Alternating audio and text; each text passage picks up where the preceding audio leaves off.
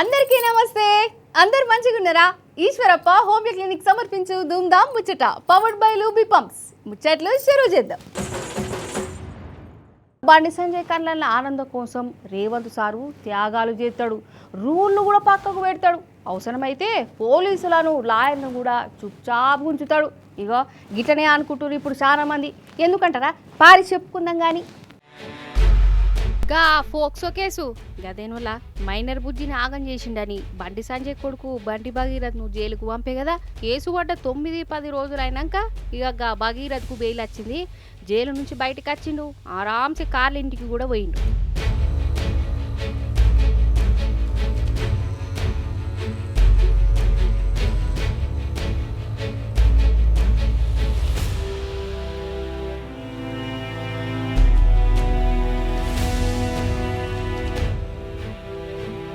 అసలు ఫోక్సో కేసులా గంత ఆసాన్గా బెయిల్ వస్తుంది అనులా, కానీ భగీరథ్కి వచ్చింది.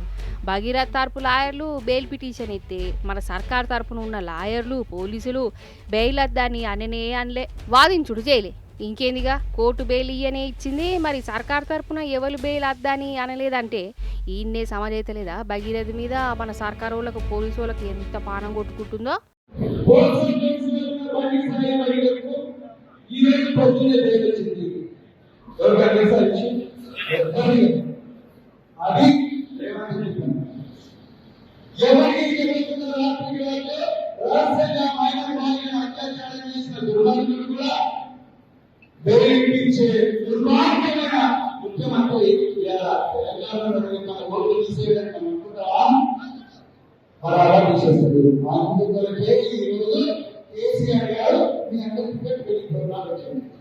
ఇది రేవంత్ సార్కు బీజేపీకి ఉన్న దోస్తానని చిన్న పోరని కూడా సమజైతుంది.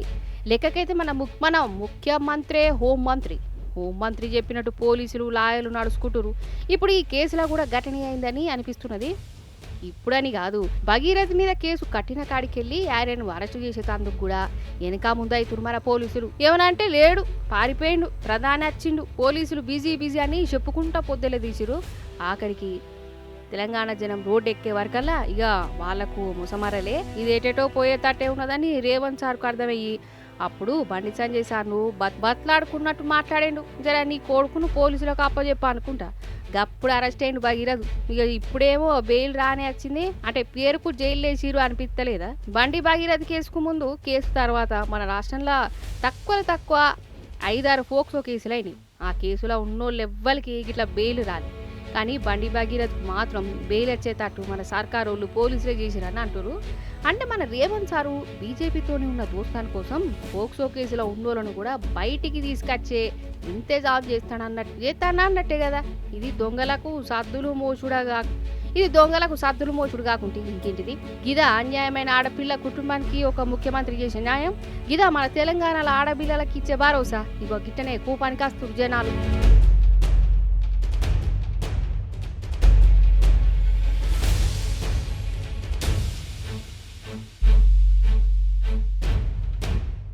అంతేనోలా సప్పుడేక ఒక సర్కారు కొలువు దొరకబట్టుకుంటే ఇక తరతరాలు కూర్చొని తినేంత ఆస్తులు అంతస్తులు కమాయించవచ్చు పో. అంటే ఈ తెలివి అందరికి ఉన్నది, కొందరికి ఉంటుంది. ఈ కొందరిట్లా నరహరి సార్ ఒకడు, ఈ పేరు ఎన్నో ఇన్నట్టున్నది కదా. అయ్యో గదేనులా మొన్న మంచాల కింద పరుపుల కింద కూడా నోట్ల కట్టలు దాచిపెట్టుకున్నాడు చూడు. గా సార్ గురించి చెప్తున్నా. ఇప్పుడు రెండో భాగం కూడా చూడురి. ఇగో ఇది ఫస్ట్ భాగం.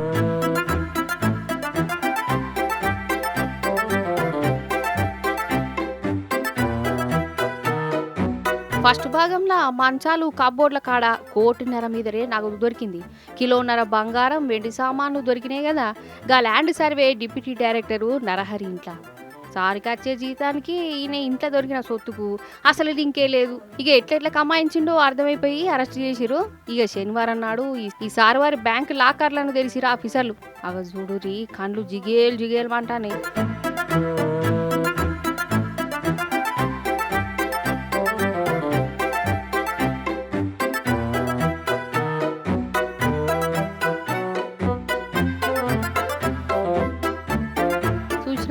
లాకర్ నిండా నోట్ల కట్టెలి ఇవి కూడా కోటిన్నర మీదనే ఉంటాయట. బంగారం కూడా దొరికింది, ఆస్తి పత్రాలు కూడా ఉన్నాయి. ఇప్పటికీ దొరికిన వాటికి మీద మీద లెక్కకైతే 100 కోట్ల మీదనే బయటపడ్డది. ఇంకెన్ని కోట్లు కమాయించిండో ఈ మహానుభావుడు.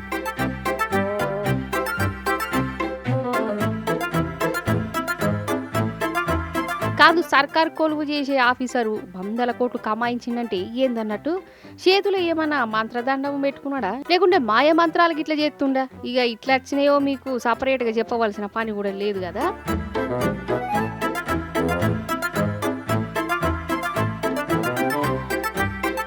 నిజంగా తవ్వుతున్న కొద్ది కోట్లకు కోట్లు బయటపడుతున్నాయి అంటే ఈ నరహరి సారు వారు కొలువు పేరు చెప్పి ఎన్ని దందాలు చేసిండు కావచ్చు. ఏ తీలా దూసుకుపోయి ఉండాలి, సర్కార్ను మోసం చేసి ఎంతమంది కొంపలు ముంచిండయి ఉండాలి కదా. ఇగో గిట్ల తయారెత్తురు వాళ్ళ లంచగొండులు. ఇసంటోళ్ళు చేయబట్టి నియతిగా పనిచేసే ఆఫీసుల్లో కూడా బద్నాం కాబట్టి వాళ్ళని కూడా అనుమానంగా చూడవలసి రావట్టే. డాక్టర్ చదువుల కోసం పెట్టే నీటు పరీక్ష అయితానమే కదా. ఇదివరకు పెట్టిన పరీక్షను రద్దు చేసి మళ్ళా పెడుతురు. పేపర్ లీక్ అయిపోయా. ఇక రాసిన పరీక్ష రద్దు అవుడుతోనే పాపం పిల్లగాళ్ళు ఆగం. కొందరు బాల్మీటికి పానాలు తీసుకున్నారు. ఇక ఈ పేపర్ లీక్ మీద జిమ్మెదారీ తీసుకొని సెంటర్ చదువుల మంత్రి రాజీనామా చేయమంటే ఆయన చేస్తలేడు.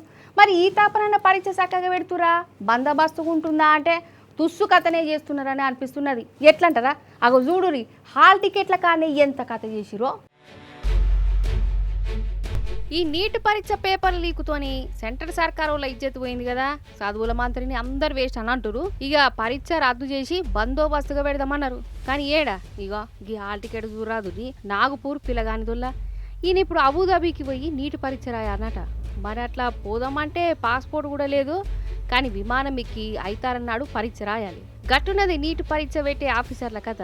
ఆగో హాల్ టికెట్ మీద చూడుర్రి, సెంటర్ అడ్రస్ అబుదాబి యుఏఈ అట. అసలు ఈయనేగా సెంటర్ పెట్టుకోలే, అయినా కానీ హాల్ టికెట్ గట్ల వచ్చింది. ఇక ఈ హాల్ టికెట్ చూసినాక పాపం పిల్లగానికి గడుచుమన్నది. ఆఫీసర్లకు చెప్తే వాళ్ళు నాలుక గడుచుకున్నారు. అయ్యో సారీ ఏదో చిన్న మిస్టేక్ అయిపోయింది, ఏమనుకోకు, నువ్వు అబుదాబికి పోకు, దగ్గరనే సెంటర్ పెడతాను తీ అని అన్నారట. ఇక చెప్పు కథ ఎట్లున్నదో.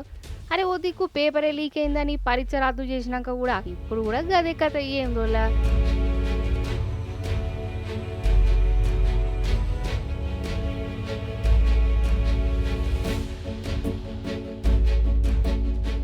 ఇప్పటికే పాపం ఈ నీటి పరీక్ష రద్దయిందని 14 మంది పిల్లగాళ్ళు కాలం చేసిరు. శనివారం నాడు పాపం ఇంకో 2 బాల్మీటికి పానాలు తీసుకున్నారోలా. తమిళనాడులో ఒక పిల్లగాడును, మధ్యప్రదేశ్లో ఇంకో బుజ్జి బంగ్లా మీదకి వెళ్ళి దుంకి చచ్చిపోయింది. ఎంత ఘోరం ఇది. ఇక ఇంకో దిక్కు ఈ కాక్రోచ్ పార్టీ వాళ్ళు అంతటా ధర్నాలు చేస్తూనే ఉన్నారు. చచ్చిపోయిన వాళ్ళ ఫోటోలు పట్టుకొని ఈ చదువుల మంత్రి రాజీనామా చేయాలని డిమాండ్ చేస్తూనే ఉన్నారు. కానీ మన మోడీ సార్ మాత్రం పట్టించుకునుడే లేదు. ఇంకా ఉల్టా గిట్లా ధర్నా చేస్తున్న వాళ్ళనే తిడుతురు, కొడుతురు. ఇగో గిట్లున్నది కథ. నిజంగా ఈ నీటి పరీక్ష రాసే పిల్లలను తలుచుకుంటుంటేనే కన్న పొంట నీళ్ళెత్తానే వల్ల వాళ్ళకు నిద్ర లేకుండా చేస్తాను ఈ సెంటర్ సర్కారు. గిట్టనే కోపానికి వస్తురు పబ్లిక్.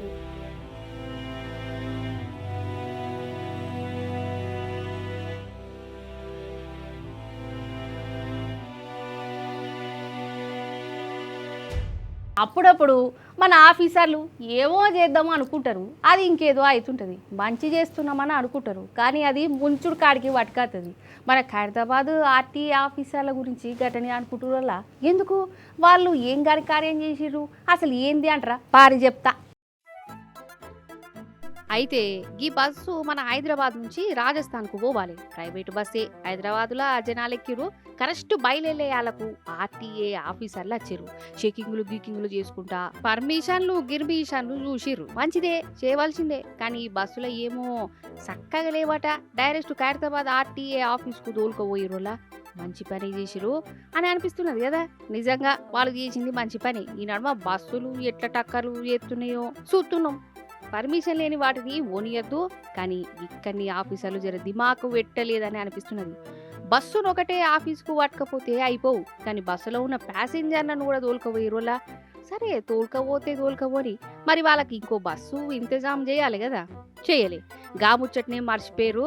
ఇక చూడు కథ. రాజస్థాన్ దిక్కు పోవాల్సిన ప్యాసింజర్లు రాత్రంతా ఆర్టీఏ ఆఫీసులనే ఉండవలసి వచ్చింది. అరే మీరు చూసుకోర్రి, మేము అర్జెంటుగా ఊరికి పోవాలి, వేరే బస్సు పెట్టిర్రి అంటే ఈ ఆఫీసర్లతో నిగాలి ఉల్టా ప్యాసింజర్లతోనే బైస్ చేసిరట.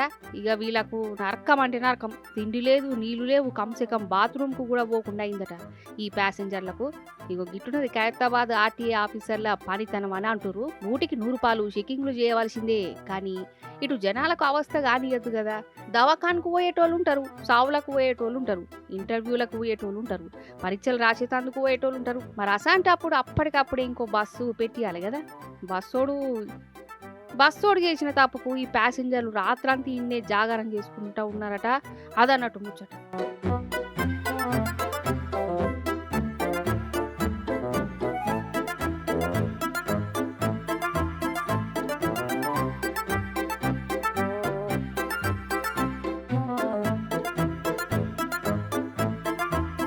ఈశ్వరప్ప హోమ్లీ క్లినిక్ సమర్పించు ధూమ్ధామ్ ముచ్చట పౌడ్ బై లూబీ పబ్స్. చూసిరు కదా గిరిగి వాటి ముచ్చట్లు. మళ్ళొచ్చి పారి మంచి మంచి ముచ్చటను పట్టుకునత్తా ఉంటా మరి.